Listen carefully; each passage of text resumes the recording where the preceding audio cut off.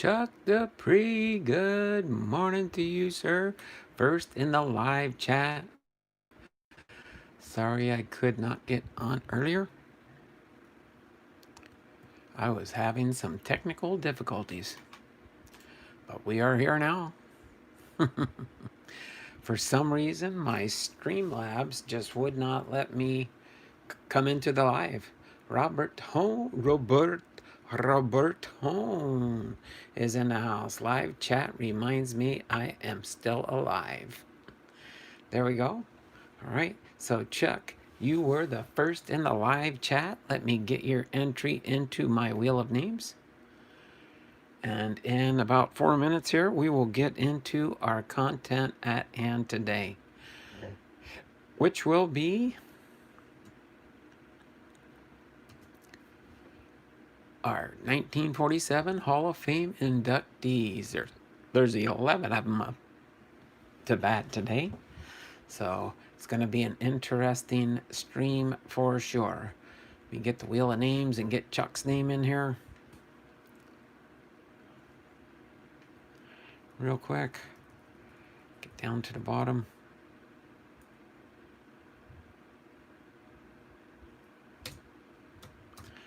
All right, I've got you added in here, Chuck. So you are our first in the live chat entrant into the September free drawing. All right.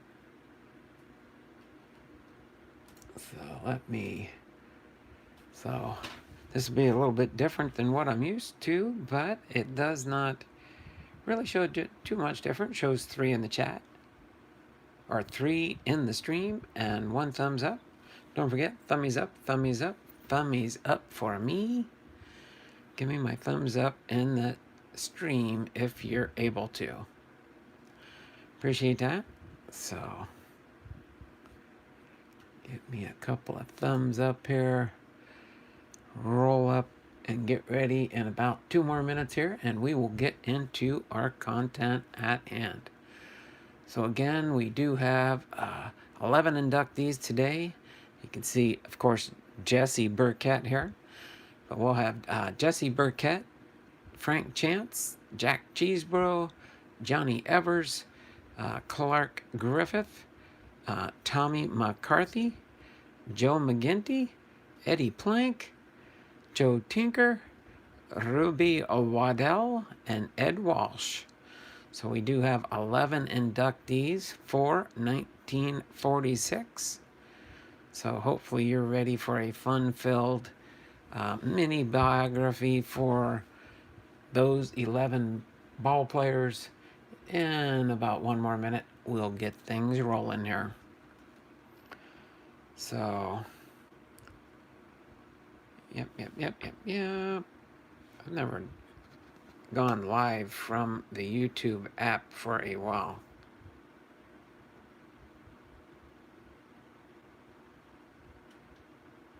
Oh, okay.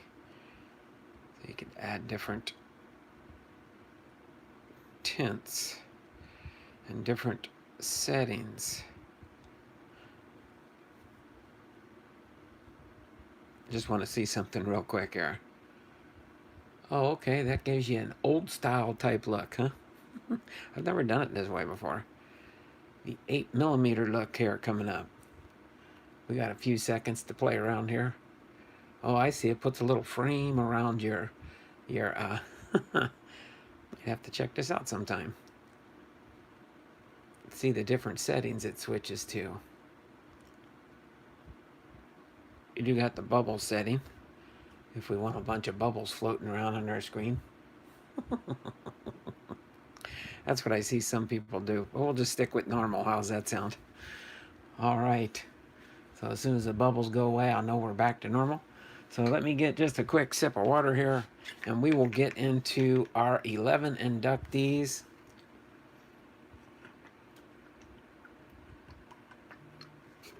For this Friday, September 18th. And we will get ready to rock and roll here.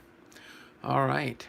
So our first inductee up to bat is Jesse Burkett. I'm going to just move them up here and then move them and slide them around until we get through all 11 inductees. So there we go.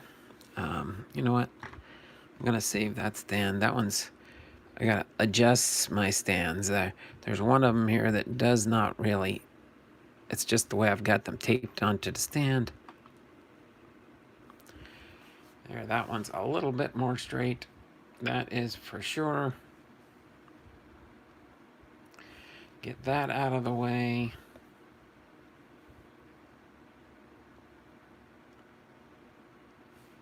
All right. So I think we got things ready to go. So Jesse Burkett. Jesse Cail Burkett, inducted into the Hall of Fame in 1946. His primary team was the Cleveland Spiders, and his primary position was left fielder. The 400 batting average remains the domain of only the greatest hitters baseball has known.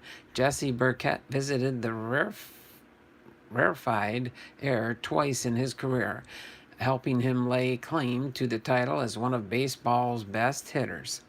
Born December 4th, 1868, in Wheeling, West Virginia, Burkett made his pro baseball debut in 1888 as a pitcher, winning 27 games for a minor league team in Scranton, Pennsylvania.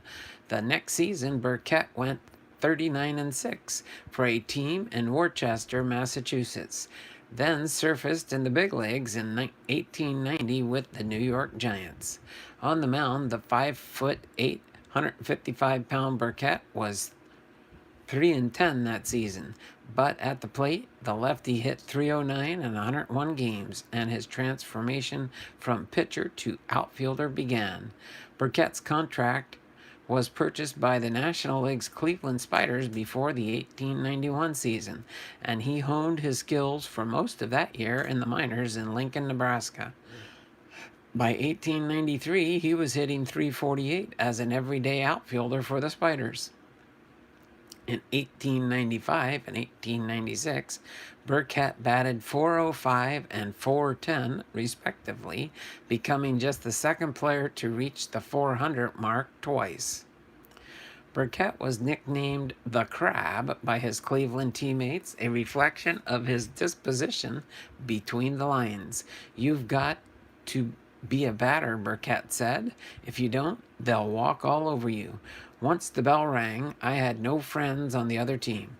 Burkett was transferred to the St. Louis Cardinals in 1899 by the Spiders owner Frank Robinson, who owned both teams. That year, Burkett hit .396, a figure that was revised down from .402 in future years. After 2 more seasons with the Cardinals, which included a .376 average in 1901 that was good for third National League batting crown. For his third National League batting crown, Burkett jumped to the St. Louis Browns of the American League for 3 years. He finished his big league career in 1905 with the American League's Boston franchise. For his career, Burkett compiled a .338 batting average on the strength of 2,850 hits. He scored 1,720 runs and notched 320 doubles, following his big league debut as a pitcher in 1890. Burkett pitched only 2 more games in the major leagues. Burkett returned to Worcester following his retirement and later scouted and coached for John McGraw's Giants, as well as coaching for the College of the Holy Cross. Burkett was elected to the Hall of Fame in 1946, and he passed away on May 27, 1953. A left-handed hitter who was known as the Crab because of his surly treatment of umpires. Batted .342 in his 16 years in the big show. Was a colorful hustler, a good team man, a rough base runner, and a steady fielder, said Lee Allen. As far as his career stats and career at a glance, he played in 2,067 games, had 8,426 at-bats, scored 1,720 runs, had 2,850 hits, 320 doubles, 182 triples, 75 home runs, a is 952 RBIs, 389 stolen bases, 1,029 walks. He had a career batting average of .338, an OPS of .861, an on-base percentage of .415, and a slugging percentage of .446. During his playing years, he played for the New York Giants in 1890, the Cleveland Spiders in 1891 through 1898, the St. Louis Cardinals from 1899 to 1901, the St. Louis Browns from 1902 to 1904, and he ended his playing career with the Boston Red Sox in 1905. So there you have it, our first Hall of Famer, Jesse Burkett, with the Cleveland Spiders. Okay, move him off out of the batting cage. And next up to bat here is, I did have one of his cards here, Frank Chase, from the, this was 2013 Panini collection for a Cooperstown set they worked on.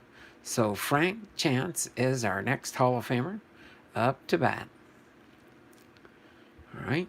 Frank Chance, Frank Leroy Chance, inducted into the Hall of Fame in 1946. His primary team was the Chicago Cubs, and his primary position was a first baseman. Few men in the history of baseball have seen great success as a player and as a manager. Frank Chance was one of them. But Chance's most enduring legacy, despite his success on the field and in the dugout, has been the subject of the most celebrated baseball poem ever written. Baseball's Sad Lexicon by Frank P. Adams uses the refrain "Tinkers to Evers to Chance" as a description of the Chicago Cubs' double play combination in the early 1900s. After mostly catching and playing outfield for his first 4 years in the big leagues, Chance played the majority of his games at first base beginning in 1902, leading to his place in the poem. He was a great player, I think one of the best first basemen ever in the game. But in addition, he was a great leader because he asked no man to take any chance that he would not take himself, and because he had power to instill enthusiasm even in a losing cause, said fellow Hall of Famer manager John McGraw. Born on September 9th, 1876 in Fresno, California, Chance played 17 seasons in the big leagues, 10 of those as a player/manager, earning the nickname Peerless Leader. He signed with the Chicago Orphans, the team name that changed to the Cubs in 1903. In 1898, at age 21, he was moved to first base in 1902 by manager Frank Seeley. "Here's the most promising player I ever saw," said Bill Lang, former Chicago Colts outfielder who discovered Chance. "Someday he'll be a wonder." Chance led the National League in stolen bases in 1903 with 67 and again in 1906 with 57. He also led the league in runs scored in 1906 with 103 as a first baseman. Chance had a .983 fielding percentage and was involved in 470 double plays. Chance is one great artist and, to mind, ranks with Leroy and Wagner, said former major leaguer Danny Shea. "He is everything they are, a great hitter, splendid fielder, fast base runner, and a head full of brains." He led the Cubs to 4 pennants in 5 years, 1906 to 1908 and 1910, helping set a long-standing team record for wins in 1906 with 116. The Cubs lost the 1906 World Series to the White Sox, but won 2 back-to-back championships in 1907 and 1908. He posted a .300 career average in the Fall Classic with 10 stolen bases and 21 hits. Chance played for the Yankees in 1913 and 14, but appeared in considerably less games from 1912 on after suffering chronic headaches caused by several beanings. He finished his career with a .296 batting average, 1,273 hits, 401 stolen bases, and 797 runs scored. Frank Chance was a wonderful fellow and a great manager, Wilbert Robinson said. He played the game hard all the way. Chance was elected to the Hall of Fame in 1946, and he passed away on September 15th, 1924. But for Chance was reserved the major honors, for in the eighth, by one of the most astounding plays ever made, he stopped the Pirates. Leach hit a fierce line drive straight over first.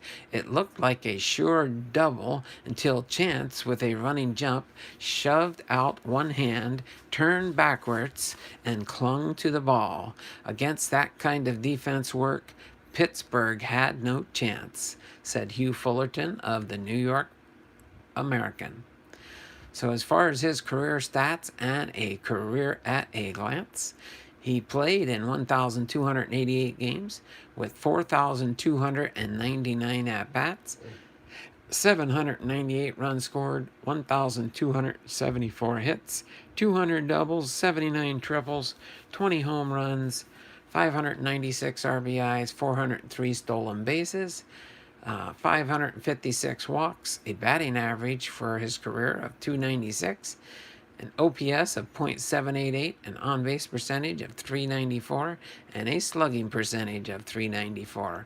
During his playing years, he played for the Chicago Cubs from 1898 to 1912, and the New York Yankees in 1913 to 1914. And then during his managerial years, he managed for the Chicago Cubs in 1905 to 1912, toward the end of his playing career with them. And then the New York Yankees in 1913 and 14, and he did manage for the Boston Red Sox 1 year in 1923. So there you have it, our second Hall of Famer, Frank Chance, for the Chicago Cubs. Was our second Hall of Famer. Moving on to Hall of Famer number 3, John Chesbro. John Chesbro? Oh, no, I had these out of order. Hold on. It's supposed to be Lefty Grove next. Okay. Should have made sure I had these all lined up. What the... Hold on, Lefty Grove. Where are you hiding at, Lefty Grove?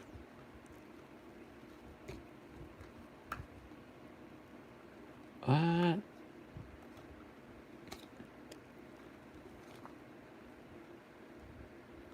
What the heck? Hold on.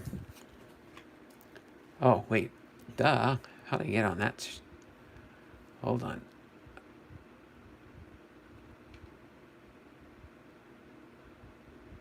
Oh, I went back to the wrong page. That's why.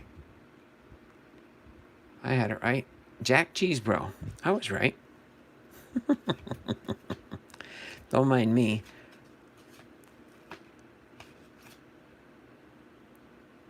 Oh, there we go. Jack Chesbro. I'll get these back in order here. Hold on a second.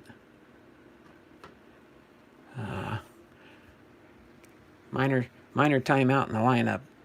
The other day when I knocked them over, they got out of order. So let's see. Johnny Evers is next after him.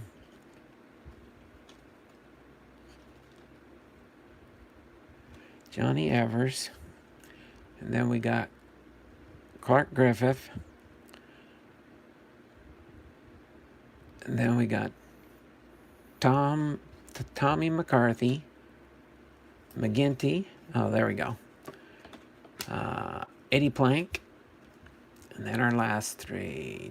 Joe Tinker, Ruby Waddell, and Ed Walsh. There we go. Now I got the lineup in the right order. That's where you confuse yourself when you have so many different Hall of Famers for one program. All right. So there we go. Our third one is Jack Chesbro. Got the right one in the front of the lineup now. Jack Chesbro is up to date. He was kind of nicknamed Happy Jack. But John Dwight Chesbro, inducted into the Hall of Fame in 1946. His primary team was the New York Yankees, and he was a pitcher. Haley D, NASCAR fan and Cardinals fan, how you doing? Left Behind Times, hey all.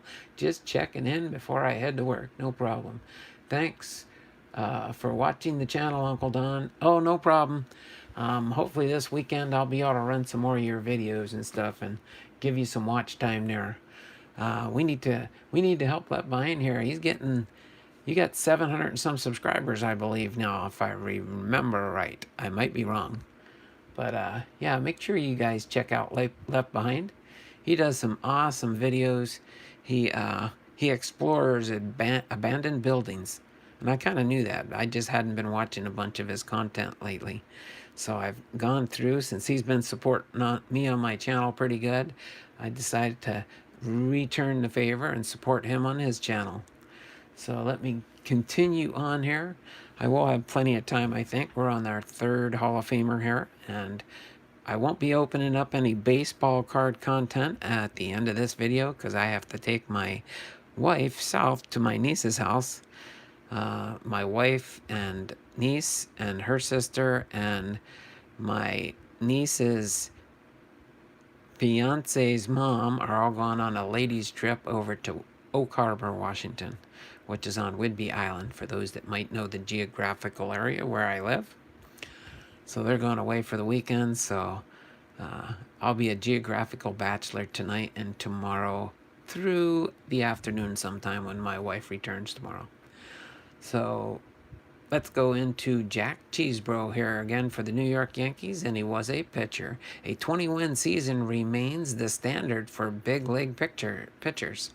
But in 1904, Jack Chesbro doubled that number by himself when he won a modern era record 41 games during one of the finest seasons of any pitcher in the history of the game. It was a crowning season of a pitcher whose career numbers added up to a place in Cooperstown. Born June 5, 1874 in North Adams, Massachusetts, Chesbro began playing baseball on sandlot teams and earned the nickname Happy Jack because of his pleasant disposition. His professional career began in Albany, New York, of the New York State League in 1895, at a time when dozens of leagues existed. Chesbro bounced around and even spent time in 1896 as a semi-pro in Cooperstown, New York. In July of 1899, Chesbro was sold to the Pittsburgh Pirates. He won 21 games and led the league in shutouts with 6 in 1901 as Pittsburgh captured the National League pennant. In 1902, Chesbro changed his approach and began throwing a then-legal spitball. He described the spitball as the most effective ball that possibly could be used. With his new pitch, Chesbro led the league in wins with 28 shutouts with 8, and the Pirates won the pennant again. I can make the spitball drop 2 inches or 1.5 feet, said Chesbro. Before the 1903 season, Chesbro jumped to the American League and joined the newly formed New York Highlanders. He went 21-15 with a 2.77 ERA in the first season with the club, but it was in his second year that Chesbro had a season for the ages. Oh, there we go. 769 to be exact. Laugh out loud. They go up and then few, then down a few. Yeah, just a little side note on that one. What happens is if people come to your channel and they just give you like a thumbs up, or they do subscribe, but they don't like, comment, and subscribe the proper way, That's why I'll go through, I'll play a whole bunch of your videos, but I'll make sure I make some comments to them. So at one point here, I will go through and I'll play all your videos that you've created. All right, and then I'll have to wait a couple of months till YouTube does a purge, and then I can watch your videos again.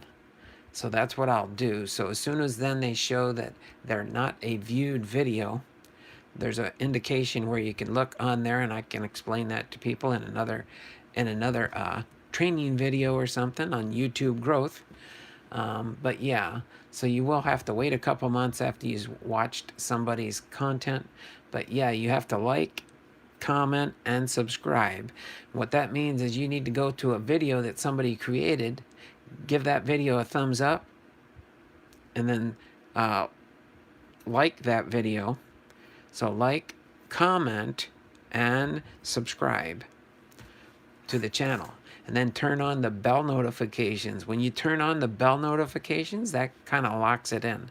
If somebody just hits the subscribe button, what that will tend to do is it'll show you're subscribed, but after a while, YouTube will purge those channels off because they haven't asked to be notified when that person creates a new video. So that's kind of how the analytics work on that side, okay? Just to give you some little pointers there. Interesting. Well, I appreciate your support. No problem. That's what we're here for, to be able to support each other and help each other grow our channels. So just let me know when you're starting to get close there to getting your 1,000 subscribers. Of course, I'll keep an eye on your channel, so I'll know when you're getting closer. But then we can get people, then we can, once you do that, you'll have to find out how many watch hours you have within the last year. And then we'll have to work on you getting your 4,000 watch hours. And then you can become a monetized channel. Okay? So my advice to people would be to try and get people to watch your videos. As long as you've created a bunch. I'm getting close to 1,000 videos in my last year and a half that I've been on here. So that's always nice when you have lots of content, and then you can create playlists and ask people to watch playlists, and that's another lesson in itself, talking about how playlists work, okay? So let me continue on here. So en route to his 41 victories, Chesbro also led the league in winning percentage at 774, games with 55, games started with 52, games complete with 48, and innings pitched 454 and 2/3 innings. Going into the last two games of the season, he played to be played on October 10th. Chesbro's Highlanders trailed the Boston Red Sox by 1.5 games in the pennant race. He took the mound in Game 1 with confidence and an impressive season behind him. "I'll pitch and I'll win," said Chesbro before the game, "and I'll trim 'em Monday if it costs an arm." But Boston's Dill Dinnan pitched well, and the score was tied 2-2 in the top of the ninth with the Red Sox' Lou Krieger on third base and Fred Parent at the plate with an 0-2 count. "It was a pass ball," said Highlanders manager Clark Griffith of the spitball from Chesbro, officially scored as a wild pitch. Catcher Red Kleinau let the pitch get away from him. New York won the second game, but lost the pennant by a game and a half. Chesbro spent 6 more seasons in New York with some success, but was slowed by an ankle injury. He pitched his final game in 1909 for a loss for Boston. Chesbro went 198 and 132 with a 2.68 ERA and 11 major league seasons. He pitched 2,896.2 innings in 392 games with 260 complete games and 35 shutouts. He struck out 1,265 batters and walked only 690. Chesbro passed away November 6th, 1931, and he was elected to the Hall of Fame in 1946. "Luck is just a matter of hustling. I'm lucky because I get out and hustle. Any man with any ability at all can be one of the lucky ones if he digs into the work." So again, his career stats and career at a glance. He pitched in 392 games, gave up 2,647 hits, 1,206 runs, innings pitched 2,896 and a third innings, 198 wins, 132 losses, giving him a winning percentage of 600.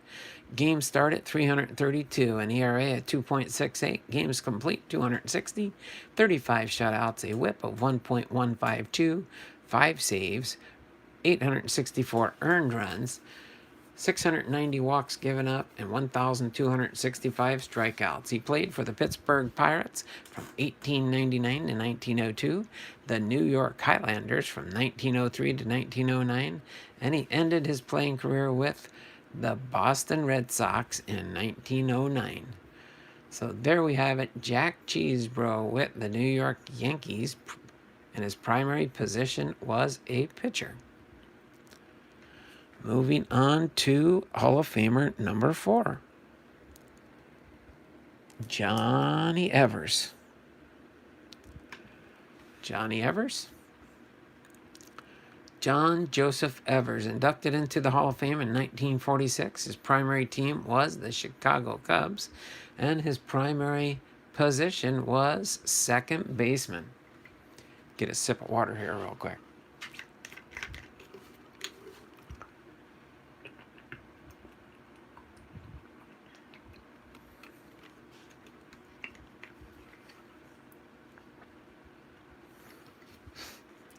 All right. So at 5'9" and 125 pounds, Johnny Evers wasn't built to hit home runs. Instead, the acrobatic Evers used his impressive knowledge of the rules and his scrappy, determined style of play to lead his teams to 5 National League pennants and 3 World Series titles in the first years of the 20th century.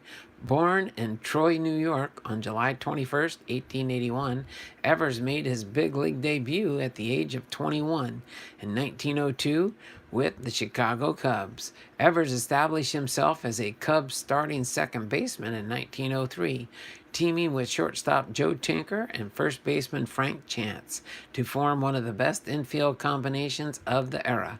In 1906, the Cubs dominated the National League from start to finish, winning a record 116 games and posting a record 763.763 winning percentage. Evers hit .255 that season, but drove in 51 runs and stole 49 bases. His spectacular infield defense, combination with that of Tinker, Chance, and other members of the Cubs, resulted in Chicago allowing just 381 runs for the entire season. The Cubs lost the 1906 World Series to the White Sox, but won the Fall Classic in 1907 and 1908. In 1910, Evers, along with Tinker and Chance, was immortalized in the poem Baseball's Sad Lexicon, written by newspaperman Franklin P. Adams, a reporter who worked for the New York Evening Mail and closely followed the Cubs' main rival, the New York Giants. After the 1913 season, the Cubs traded Evers to the Boston Braves, who had finished 5th in the National League in 1913. But with Evers as their everyday second baseman in 1914, the Braves caught fire in the second half of the season and stormed to the pennant, earning the nickname Miracle Braves. Against the heavily favored Athletics in 1914 World Series, Evers hit .438 as a Braves and swept the series in 4 games.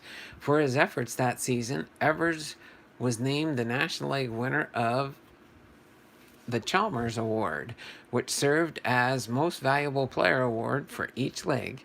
Evers played in parts of 5 more seasons after 1914, ending his career with a .270 batting average, 1,659 hits, 324 stolen bases. He managed the Cubs in 1913 as a player manager and also managed the Cubs in 1921 and the White Sox in 1924.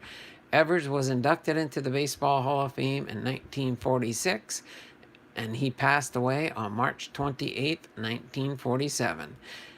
I doubt if any second baseman has had so great an influence on the work of a club as a whole, or has been so important a factor in its success as Evers has been with the Chicago Nationals. That was said of Frank Chance. His career stats and career at a glance: he played in 1,784 games, 6,137 at bats, 919 runs scored, 1,659 hits, 216 doubles, 70 triples, 12 home runs, 536 RBIs, 324 stolen bases, 778 walks. He had a career batting average of 270, an OPS of 690, on base percentage of 356, and a slugging percentage of 334. During his playing career, he played for the Chicago Cubs in 1902 to 1913, the Boston Braves 1914 to 17, the Philadelphia Phillies also in 1917, the Chicago White Sox in 1922, and the Boston Braves in 1929. When he was a manager, he managed the Cubs in 1913, and then again in 1921, and then 1 year with the Chicago White Sox in 1924.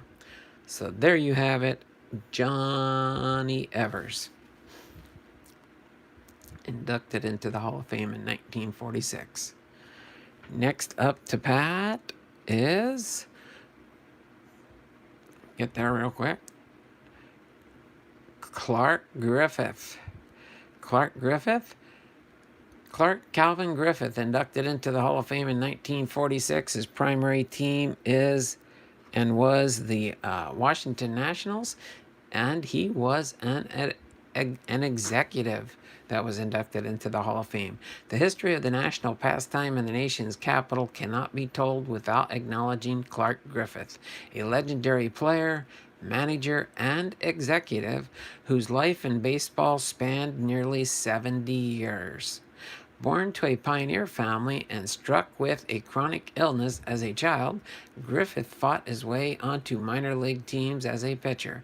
Sporting a frail physique, Griffith relied on guile and masterful control instead of power on the mound, earning himself a nickname as the Old Fox. Griffith bounced from leg to leg and paycheck to paycheck, even performing in Wild West shows to supplement his income, until a fateful meeting with future Hall of Fame executives Charles Kaminsky and Van Johnson gave him his big break. In 1900, Johnson fostered dreams of organizing a league that could challenge the National League at the top ranks of professional baseball. When National League owners rejected a player's petition for better pay, Griffith pounced on the opportunity by courting many disgruntled players to the new American League. Griffith served as player manager for Kaminsky's Chicago White Sox during the American League's inaugural 1901 season. On the mound, Old Fox won a league-high 24 games. In the dugout, Griffith captured the White Sox to the league's first pennant. I will hand it unreservedly to Christy Mathewson as one of the greatest pitchers who ever lived, White Sox pitcher Jimmy Callahan later said. But I think that old Clark Griffith in his prime was cagier, a more crafty, if not a more brainy, proposition. In 1903, Johnson moved the Baltimore Orioles franchise to New York and renamed them the Highlanders. He appointed Griffith as manager for the team who would eventually become the Yankees. Griffith managed the Highlanders for 6 seasons before crossing over to the National League's Cincinnati Reds. 3 years later, Griffith began his most famous tenure as manager of the American League's Washington Senators. After failing to secure loans from Kaminsky and Johnson in 1912, Griffith mortgaged nearly all of his assets to purchase a 10% ownership stake in a Senators club that had never finished above 6th place. Griffith immediately released the traded many of the team's veterans, and most sports writers picked the Senators to finish in the league's second division yet again. However, thanks to a 17-game winning streak and 33 victories from Hall of Fame pitcher Walter Johnson, Washington posted its best season in history with a second-place finish. Every baseball fan knows that parody about Washington: first in war, first in peace, and last in the American League. Griffith said, "But I had enough confidence in myself to think that I could pull out that club, rebuild it, and make it a winner, and therefore a big moneymaker." Griffith skippered the Senators to 5 First Division finishes in 9 seasons before mortgaging his Montana ranch once again to buy a majority share of the team. By 1920, Griffith had moved upstairs to the owner's box, ending a 20-year managerial career in which he won 1,491 games. That same year, the team's national park was renamed in honor, further cementing his role as a patriarch of Washington baseball. "He was a wonderful man, always helpful and kind," said Hall of Famer Goose Goslin. "He wasn't like a boss, more like a father. He was there more than a father to me, that man." It was in that owner's box that Griffith established a reputation as one of the shrewdest rosters builder in the game. He had no income outside the Senators and had to often run his franchise on a shoestring budget. However, the Senators were able to turn a profit for 21 consecutive years, thanks in large part to hosting football games, Negro League games, and many other special events at Griffith Stadium. In 1924, Griffith hired 27-year-old Bucky Harris to be his manager and assembled the cheapest championship team of all time, according to the New York Times, featuring a roster of young stars including Johnson, Goslin, Joe Judge, Ozzie Bluge, and Sam Rice. Griffith's Senators shocked the world by beating the New York Giants in the World Series. Washington then followed up with 2 more pennants in 1925 and 1933. Of all the 10,000 afternoons I have spent in a ballpark during the last 55 years as a player, manager, and club owner, that afternoon is my pet," Griffith said of the day the Senators won their only fall classic. "I was so all-fired excited. I forgot that Calvin Coolidge was my guest." On the field, Griffith became known as an advocate for Latin American players, particularly those from Cuba. During Griffith's 44 years as manager and owner of the Washington, D.C., 35 Cuban players broke into the major leagues with the Senators.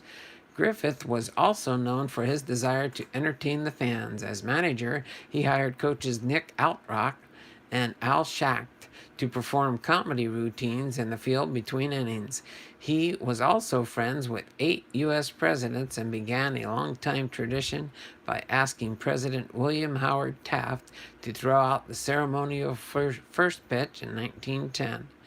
Griffith continued as the Senators' team president until his passing on October 27, 1955. He remained the only man in Major League history to have been a professional player, manager, and owner for at least 20 years apiece. Griffith was elected to the Hall of Fame in 1946.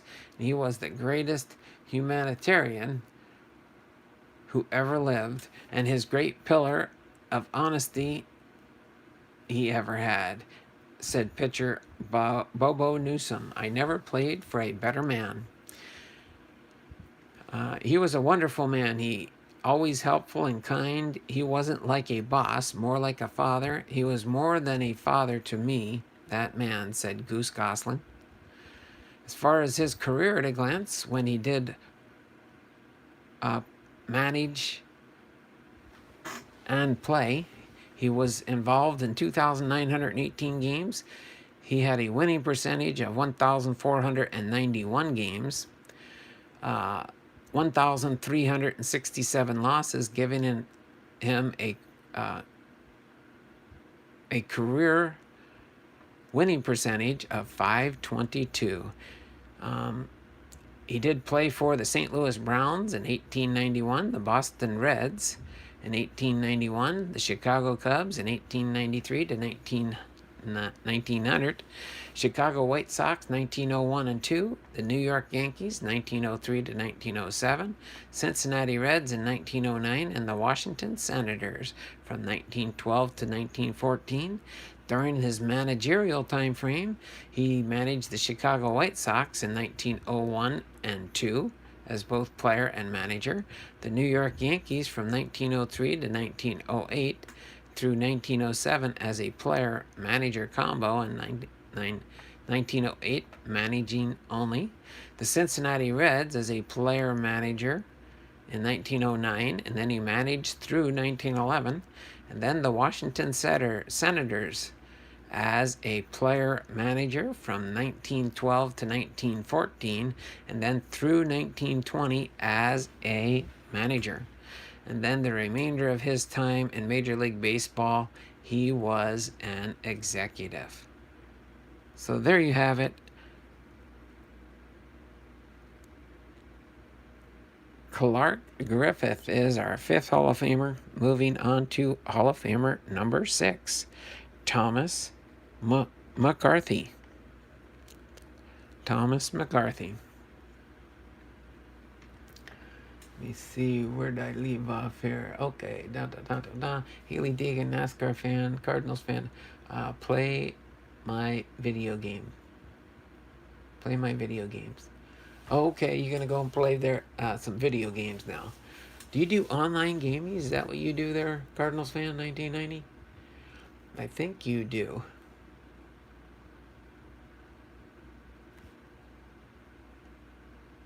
Lunchtime. Awesome. Okay, so again, Tommy McCarthy is our next Hall of Famer. Thomas Francis Michael McCarthy. Inducted into the Hall of Fame in 1946. His primary team was the Boston Braves, and his primary position was a right fielder.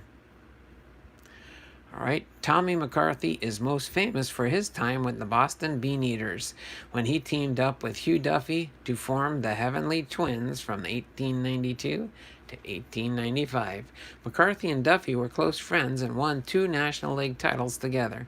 McCarthy is given credit for developing the hit and run while playing with the Beaneaters. He also heralded as a pioneer in trapping balls in the outfield in an effort to trick opposing base runners. The best man in the business at the trap ball trick was Tommy McCarthy. Giants manager John McGraw said he had the play down pat and on more than one occasion saved his team by resorting to it. McCarthy is the only member of the Hall of Fame to have played in the short-lived Union Association, where he began his professional career as a 20-year-old with the Boston Reds in 1884. McCarthy moved into the National League with the Beaneaters the next season, but hit just 182 in 40 games. McCarthy's career began to take off in 1888 when he moved to the St. Louis Browns of the American Association. In 4 seasons with the Browns, McCarthy hit .306 and twice led the league in plate appearances. In 1892, McCarthy returned to his hometown of Boston and the Beaneaters to form the Heavenly Twins. In the 4 years he and Duffy played together, McCarthy was one of the National League's best hitters. In 1894, he set career highs 4 home runs at 13, RBIs with 126, and slugging percentage at .490. McCarthy finished with the Brooklyn Bridegrooms in 1896. He ended his 13-year career with .292 batting average and 732 RBIs. McCarthy passed away on August 5th, 1922, and he was elected into the Hall of Fame in 1946. The best man in the business at the trap ball trick was Tommy McCarthy. He had the play down pat on more than one occasion, saved his team by resorting to it. I recall one game in which McCarthy had the opportunity of using the play twice, and on both occasions he made a double play of it, and Wilbert Robinson was the victim each time. John McGraw. his career stats and career at a glance: he played in 1,273 games, had 5,120 at-bats, 1,066 runs scored, 1,493 hits, 191 doubles, 53 triples, 44 home runs, 732 RBIs, 468 stolen bases, 536 walks, a batting average of .292, an OPS of .740, an on-base percentage of .364, and a slugging percentage of .375. During his playing career, he played for the Boston Reds in 1884, the Boston Braves in 1885, then the Boston Braves from 1892 to 1895, the Philadelphia Phillies from 1886 to 1887, the St. Louis Browns from 1888 to 1891, and he ended his playing career with the Brooklyn Dodgers in 1896. All right, and then during his stint with the St. Louis Browns, he did 1 year of managing and playing for the club at the same time in 1890. It was very common back in those days that they did play and manage at the same time. I think later on they kind of developed the player role as far as, instead of managing, being like the team captain. So there were those different aspects of that, but there you have it, Tommy McCarthy. Okay. Next up to bat is number 7, Joseph McGinnity. Joseph McGinnity is our next Hall of Famer. Looks young in his Hall of Fame plaque there. Joe McGinnity. Joseph Jerome McGinnity, inducted into the Hall of Fame in 1946. His primary team was a New York Giant, and his primary position was a pitcher. All right, while Joe McGinnity didn't reach the majors until he was 28 years old, he became an immediate star upon his arrival. In each of his first 8 seasons, McGinnity won at least 20 games and twice won more than 30. He led all of baseball in victories 4 times in his career and lived up to his Iron Man nickname as well. McGinnity averaged 344 innings a season during his career, twice throwing more than 400 innings. McGinnity won 28 games in each of his first 2 seasons, leading the National League both times. At the beginning of his career, McGinnity pitched for the Baltimore Orioles and Brooklyn Superbus before joining the New York Giants midway through 1902. With the Giants, McGinnity joined with Christy Mathewson to form one of the most dominant 1-2 punches in baseball history. From 1903 to 1908, McGinnity's last year in the major leagues, either he or Mathewson led the National League in victories in every season. All right, McGinnity's best season came in 1904. That year, he led the league in wins with 35, ERA 161, shutouts of 9, innings pitched 408 innings pitched, and a whip of .963. While he set many career bests in 1904, his career high innings had come a year earlier when he threw 434 innings, the 3rd highest total since the beginning of the 20th century. Mathewson and McGinnity's dominance would produce National League pennants in 1904 and 1905. In the latter season, McGinnity won 21 games during a regular season and added a shutout in the World Series, helping New York defeat Philadelphia 4-1 in the second edition of the modern Fall Classic. Though McGinnity's major league career ended when the Giants released him after the 1908 season, he continued pitching in the minor leagues until 1925 when he was 54 years old. He won more than 200 games after the end of his major league career, pushing his total in the majors and minors to more than 450. McGinnity passed away on November 14, 1929, and he was elected into the Hall of Fame in 1946. saw a pitcher named McGinnity strike out 22 members of a girls' team at Van Buren, Arkansas last year. Get him for me. If he can strike out 22 girls, perhaps he can strike out but 2 men, and I don't have any pitchers who can, said John McCloskey.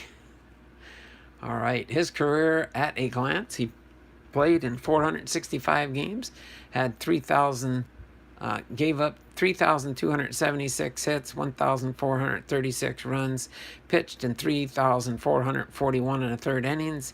He had a win-loss of 246 wins, 142 losses, giving him a winning percentage of .634 for his career. Games started 381. ERA of 2.66, 314 complete games, 32 shutouts, a whip of 1.188, 24 saves, 1,016 earned runs, 812 walks, and 1,068 strikeouts. He played for the Brooklyn Orioles National League in 1899, the Brooklyn Dodgers in 1900, the Baltimore Orioles in the American League 1901 to 1902, and the New York Giants from 1902 to 1908. And there you have Joe McGinnity as our 7th Hall of Famer. Moving on to Hall of Famer number 8. And that one is, I got a short print card on this guy. Eddie Plank. Eddie Plank. This was from the Cooperstown 2013 collection here. And this one is 194 out of 599. Thought that was a neat little card to show. Kind of the way these are. They're kind of in line with the plaques that they do at the Hall of Fame. And so they only made 599 of this particular card. It's based on what the postcard looked like on the back in the day. Similar to the way they do the more current ones are right here. These are all available and can be used, but for either postcards or I have a complete set of these. I don't believe I've gotten the new ones. Can't remember if I've got Derek Jeter's yet or not. I gotta look through my binder.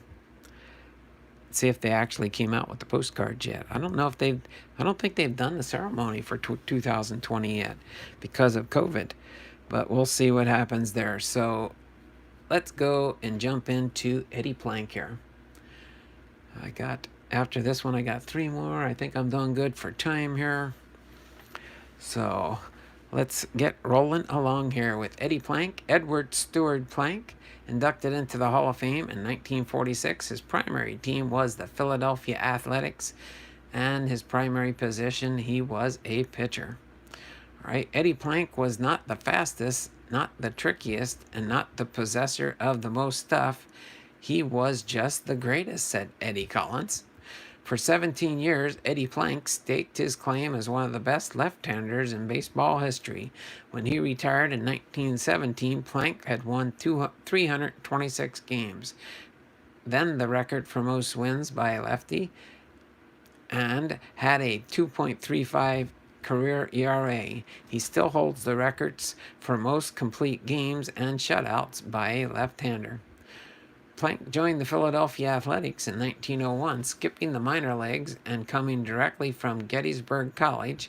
He was immediately successful, winning 17 games his rookie year. While he posted ERAs of 3.31 and 3.30 in his first 2 years with Philadelphia, they would be the only times Plank's ERAs was above 3 in his career. By 1903, Plank had become one of the most reliable pitchers in baseball. That season, he went 23-16 with a 2.38 ERA and led the American League in appearances and games started. Plank's best year may have come in 1904 when he went 26-17 with a 2.17 ERA and had 7 shutouts. Plank helped the Athletics to their first World Series appearance in 1905. Though they lost to the New York Giants, Plank would go on to win 3 World Series with the Athletics. His 2-5 record in the Fall Classic was simply due to lack of run support. He had a 1.32 ERA and a WHIP of .878 in 54 2/3 innings in the World Series. After the Athletics lost the 1914 World Series to the Boston Braves, A's manager Connie Mack broke up the Philadelphia dynasty, releasing Plank, who joined the St. Louis Terriers of the new-founded Federal League. He won his 300th game September 11th, 1915. Defeating the Newark Peppers 12-5. Plank won 21 games for the Terriers, and the last 8 seasons he reached the plateau. Plank pitched 2 more seasons back in the American League for the St. Louis Browns, picking up the final 21 victories of his career.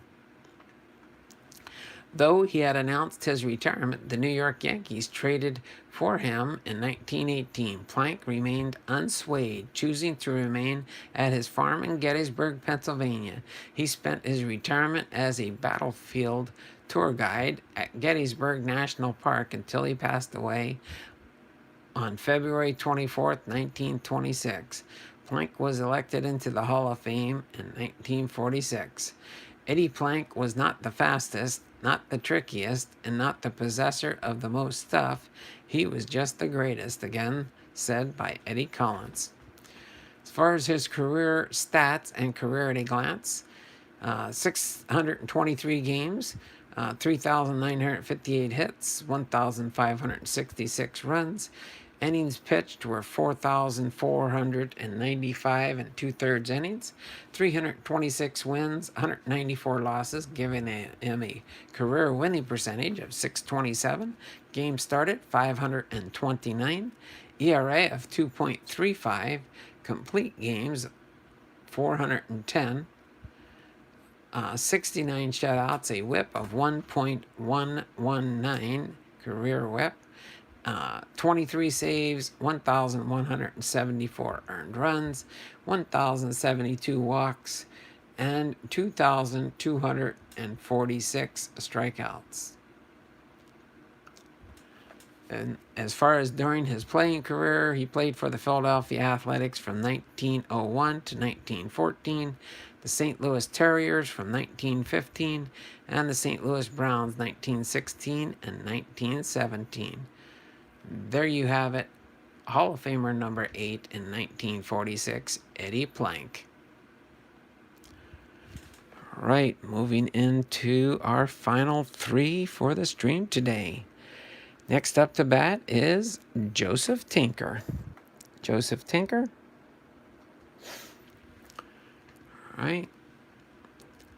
Joe Tinker, Joseph Burt Tinker, inducted into the Hall of Fame in 1946. Primary team was the Chicago Cubs, and his primary position is a shortstop.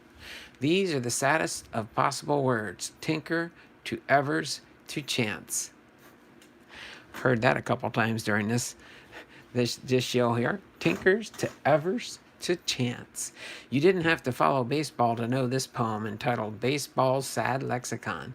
Franklin P. Adams published it in 1910 in the New York Evening Mail, and even though it was one of a series of poems Adam would write, it quickly took its place with Casey at the Bat and Take Me Out to the Ball Game as part of the pop culture that seemed to draw Americans to baseball. The first player in the poem, Cubs shortstop Joe Tinker, was a key figure in what was considered the best infield in the league from 1902 to 1912. The Cubs won 4 pennants and 2 world championships with Tinker at short, Johnny Evers at second, and Frank Chance at first. And the 3 of them were elected into the Hall of Fame in 1946. They were linked in the minds of baseball fans largely on the strength of the poem, which was about double plays that broke the rallies of opposing teams. Tinker started his professional career at the age of 19 in 1900 and was in the majors 2 years after, a regular at 21.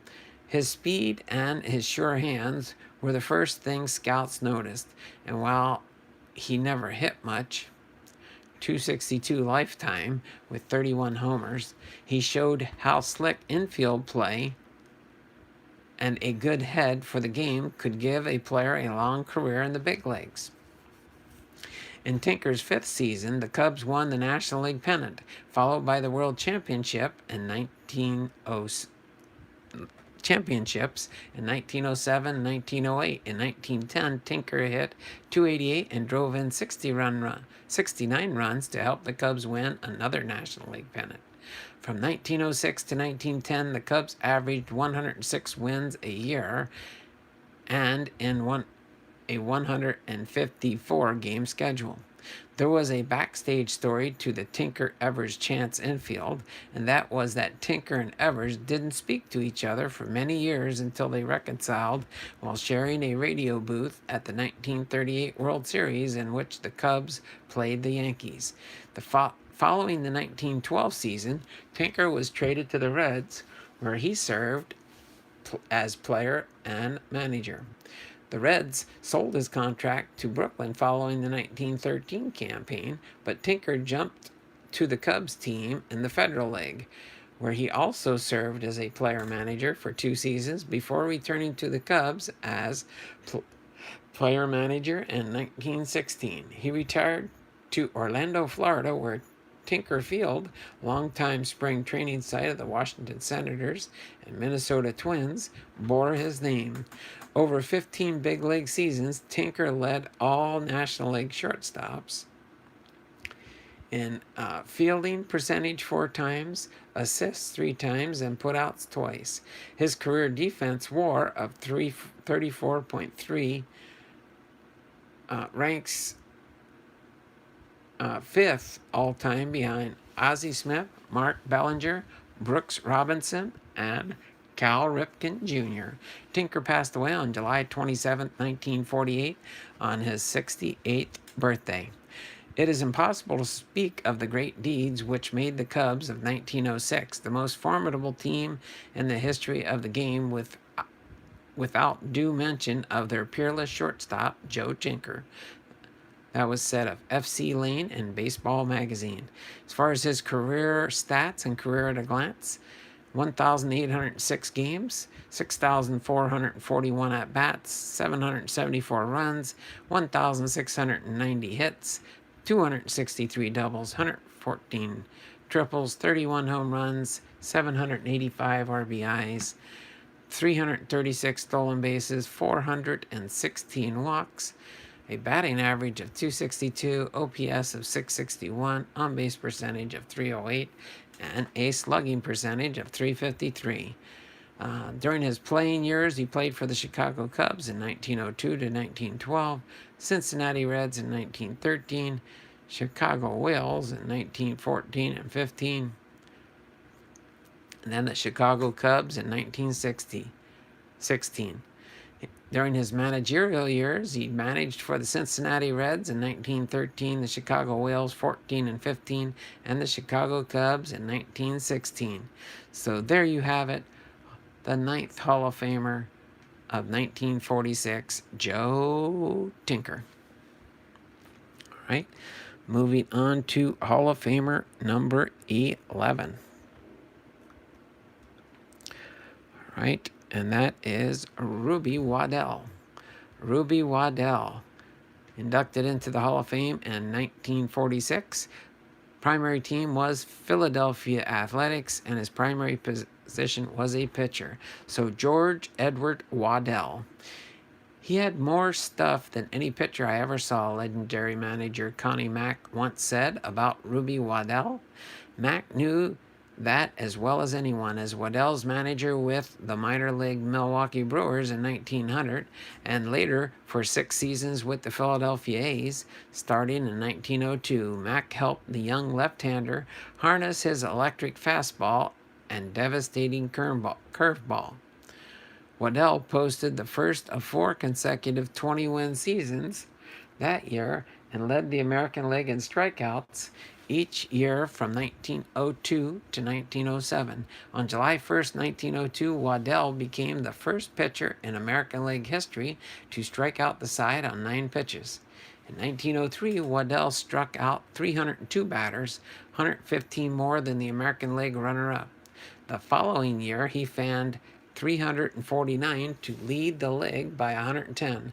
No other pitcher would post back-to-back 300 strikeout seasons until Sandy Koufax in 1965 and 1966. In 1905, Waddell won the American League's pitching Triple Crown, leading the league with 27 wins, 287 strikeouts, and a 1.48 ERA. Waddell was instrumental in the early growth of the game as one of the honest-to-goodness celebrities. All right, as dominant as Waddell was on the mound, he might have been just as notorious for his unpredictable behavior off the field. Born October 13, 1876 in Bradford, Pennsylvania, Waddell earned the nickname Rube because he was a big, fresh kid. He broke into the big leagues in the National League's Louisville Colonels in 1897. And he spent parts of 2 years with the Pittsburgh Pirates and another with the Chicago Orphans, soon to become the Cubs, and some additional time in the minor leagues before arriving in Philadelphia. Waddell once performed as an alligator wrestler. He also played semi-pro football. Newspapers of the time referred Waddell to eccentric. Waddell also battled alcoholism for much of his adult life. Waddell's drinking led to constant battles with his managers and scuffles and teammates. And after the 1907 season, the A's sold his contract to the St. Louis Browns. He posted another strong season in 1908, and the Browns owner Robert Hedges hired him as a hunter over the next 2 winters to try to keep him out of trouble. But after winning a combined 14 games in 1909 and 1910, Waddell was released and never pitched another major league game. He finished his career with a record 193 and 143 and a 2.16 ERA with 2,316 strikeouts. He died of tuberculosis at the age of 37 on April the 1st, 1914. In my opinion, pitching great Walter Johnson once said, and I suppose if there is any subject that I am qualified to discuss, it is pitching. Ruby Waddell had more sheer pitching ability than any man I ever saw. Waddell was elected to the Hall of Fame in 1946. All right, as far as his career stats and career at a glance, he did pitch in 407 games, gave up 2,460 hits, 1,063 runs, pitched in 2,961 and a third innings. He had a win-loss record of 193 wins, 143 losses, giving him a career winning percentage of .574. He started in 340 games, had a 2.16 ERA, 261 games complete, 50 shutouts, a whip of 1.102, 5 saves, 711 earned runs, 803 walks, and 2,316 strikeouts. So during his playing career, he played for the Louisville Colonels in 1897 and 1899, the Pittsburgh Pirates in 1900 and 1901, also with the Cubs in 1901, then the Philadelphia Athletics from 1902 to 1907, and then the St. Louis Browns from 1908 through 1910. So there you have it. Hall of Famer number 10 out of 11, Ruby Waddell. Right. Next up to bat, we have our last Hall of Famer for 1946.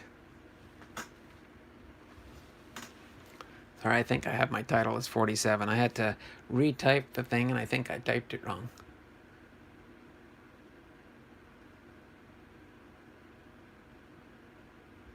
Okay, I'll fix that later.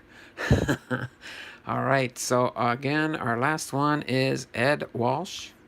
Edward Augustine Walsh, inducted into the Hall of Fame in 1946.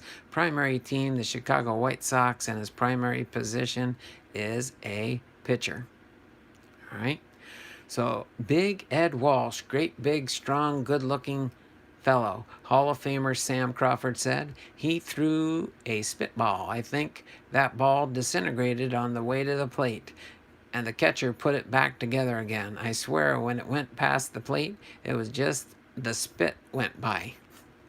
Two achievements in particular speak to right-hander Ed Walsh's dominance of opposing batters at the turn of the 20th century. His lifetime ERA of 1.82, the lowest of all time, and his 40-win season for the 1908 Chicago White Sox. Walsh won 195 games in a 14-year career. Among modern era pitchers, 1901 to present, only contemporary Addie Joss at 1.89 registered a career ERA below the 2.00 mark, and Walsh was the most recent pitcher to reach 40 wins in a season, with only Christy Mathewson 37 wins in 1908 and Walter Johnson 36 in 1913, within 5 wins of the 40-win mark. Walsh stood 6'1" and weighed 193 pounds, and by his own estimate, threw his outstanding spitball, taught to him by teammate Elmer Strickland, about 90% of the time. At the peak of his powers, Walsh exhibited a strong control of the slippery pitch, topping out at 2.2 walks per inning in 1912, the final year of his career that he worked at least 100 innings. He broke in with the White Sox as a 22-year-old rookie in 1904 and worked as a spot starter in 21 starts and reliever in 19 relief appearances for 2 seasons before ascending to the ace of the White Sox in 1906. Chicago's Hitless Wonders club of the 06 rode Walsh all the way to a World Series championship against the Crosstown Cubs. Walsh won both of his series starts, allowing 7 hits and 6 runs, only 1 earned, in 15 innings. He struck out 17 Cubs batters. For 7 seasons from 1906 through 1912, no pitcher in the game was more durable than Walsh, and few were as effective. He paced all of baseball with 268 starts, an average of more than 38 per year. 2,526 and a third innings, nearly 631 per year, 1,540 strikeouts during those 7 seasons, and he also totaled 89 relief outings and 33 saves. Only Mathewson, with 184 victories in that window, logged more than 168 wins by Walsh, who posted a 1.71 ERA and 600 winning percentage during that stretch. Beginning in 1913, Walsh struggled with arm injuries, later recalling, "My arm would keep me awake till morning with a pain I had never known before." He appeared in just 33 games and pitched 190.2 innings in the 5 seasons from 1913 to 1917. Drawing his release from the White Sox on December 16th and retiring after 1 partial season with the Braves. Walsh was elected into the Hall of Fame in 1946, and he passed away on May 26, 1959. Great, big, strong-looking fellow. He threw a spitball. I think that ball disintegrated on the way to the plate, and the catcher put it back together again. I swear, when it went past the plate, it was just the spit that went by. Again, that was said by Sam Crawford, his famous quote about the player. His career stats and career at a glance: he pitched in 430 games, 2,346 hits, 873 runs, 2,964 and a third innings, 190 5 wins and 126 losses with a winning percentage of .607. Game started 315. He had an ERA of .182 for his career. Complete games 250, 57 shutouts, a whip of 1.000, 35 saves, 598 earned runs, 617 walks, 1,736 strikeouts. All right, he played for the Chicago White Sox in 1904 through 1916, the Boston Braves in 1917, and he managed the Chicago White Sox for 1 year in 1924. So there you have it, our 11th and final Hall of Famer for 1946, Ed Walsh. Put him over here. And now we made it through. There we go, John Fishman. Hi, Donald. Sounds like me. Sounds like me. All right. Hopefully you all enjoyed that. Sorry for the little bit of a delay at the start there. Couldn't get things rolling right away, but did get things rolling. We're at almost an hour and a half here, despite our delay with starting the stream today. Got 4 people in the stream, 6 thumbs up, 7 thumbs up, thummies up, thummies up, thummies up for me. All right, but we will move on. Tomorrow we'll be having our Grand Slam Saturdays with the 1993 Denny's card set. So we will be doing the 1993 Denny's card set tomorrow. Left Behind times, very interesting stuff. No problem there, Left Behind. Was a whole slew. Let me take a peek and see how many Hall of Famers we got next week for 1945, I believe. Yep, 19. We got 1, 2, 3, 4, 5, 6, 7 more weeks to go. We round up all of our Hall of Famers. Donald Blomdahl would be in the YouTube Hall of Fame. All right, so let's see. For next week, for 1945, ooh, got another big lineup next week. So I'll give you a sneak peek as to the 10 Hall of Famers we'll be going over next week. We're going to have Roger Bresnahan, where these are 1945 inductees, and then Dan Brothers with the Buffalo Bisons.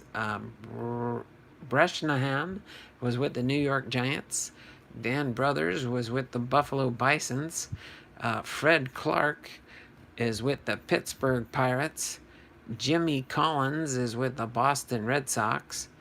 Ed Delahanty is with the Philadelphia Phillies.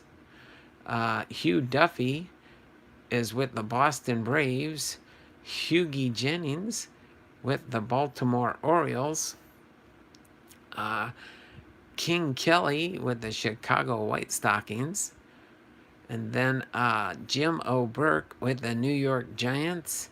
And then our last one next week will be Wilbert Robinson with the Brooklyn Dodgers, inducted as a manager. So that will be our Hall of Famers for next week. I agree, John. First ballot Hall of Famer. That is cute. I used to have a pig named Wilbert. Really? You used to have a pig named Wilbert? That's funny. Would not surprise. Wilbert sounds like a good name for a pig. So there we have it. Just put those front and center there.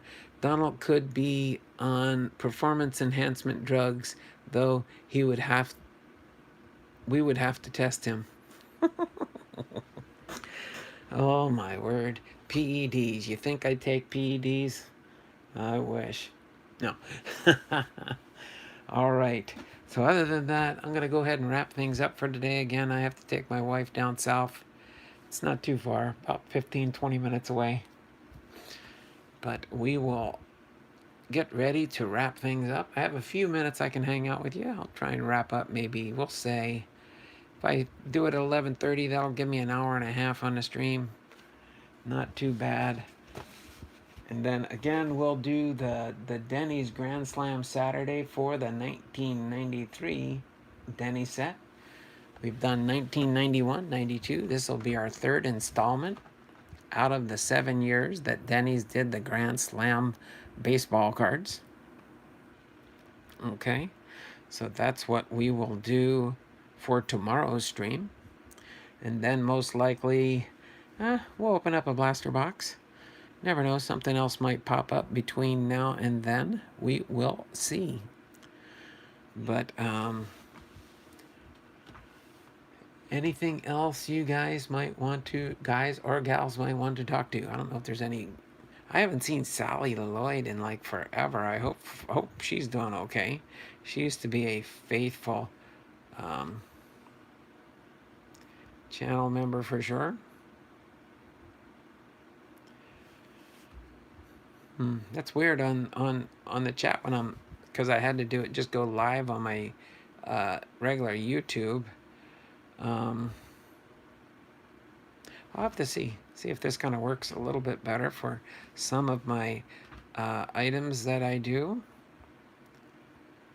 But I hope it wasn't the update I did on my computer. Maybe that's what changed some things on my. I'll just have to make sure.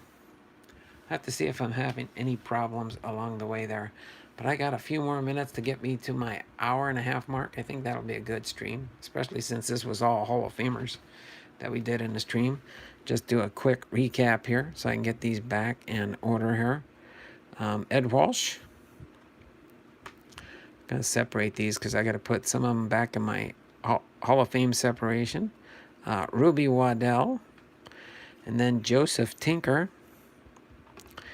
And then Eddie Plank. Did Eddie Plank. We did Joe McGinnity. Thomas McCarthy. Then we did Clark Griffith. There we go. We did Johnny Evers.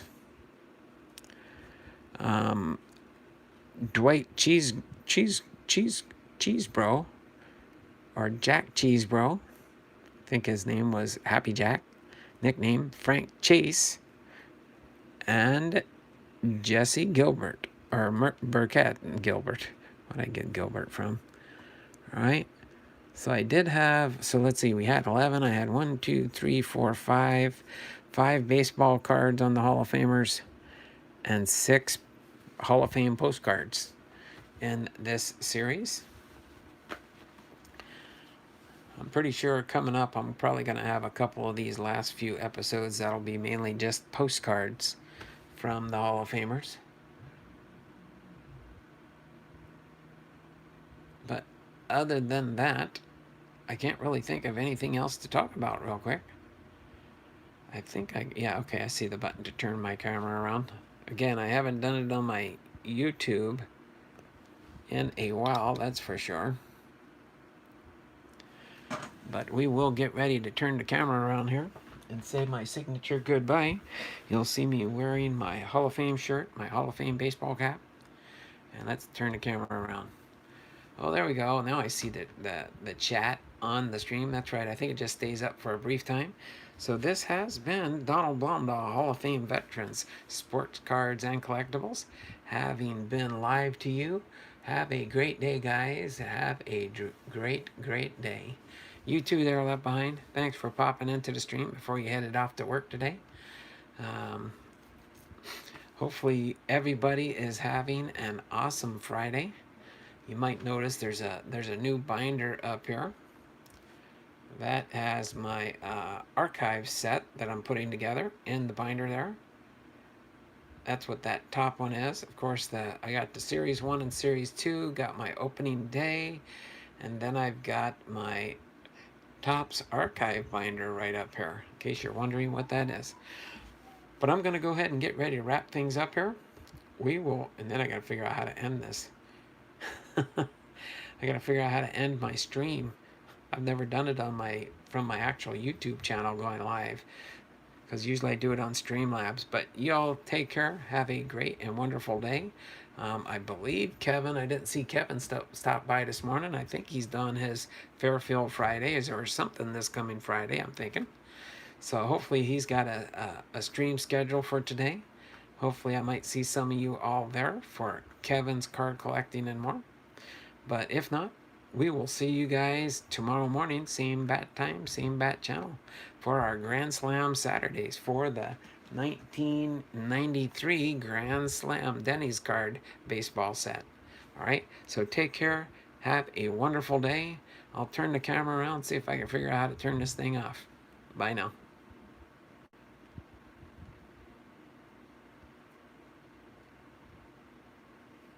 I think I just